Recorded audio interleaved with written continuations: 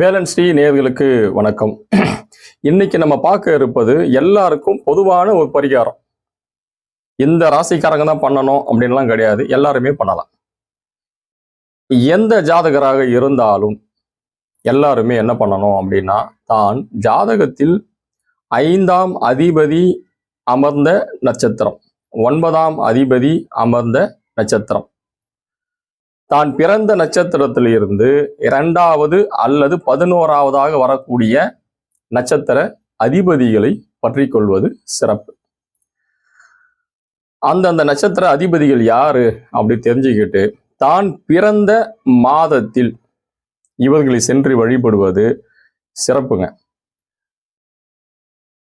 இப்போ நான் தை மாசத்துல பிறந்திருக்கேன் அப்படின்னா இங்கிலீஷ் மாதம் கணக்கு எடுக்கக்கூடாது, தமிழ் மாத கணக்கு. தை மாதத்தில் பிறந்திருந்தால் தை மாதத்தில் வரக்கூடிய நட்சத்திரத்தில் போகணும்.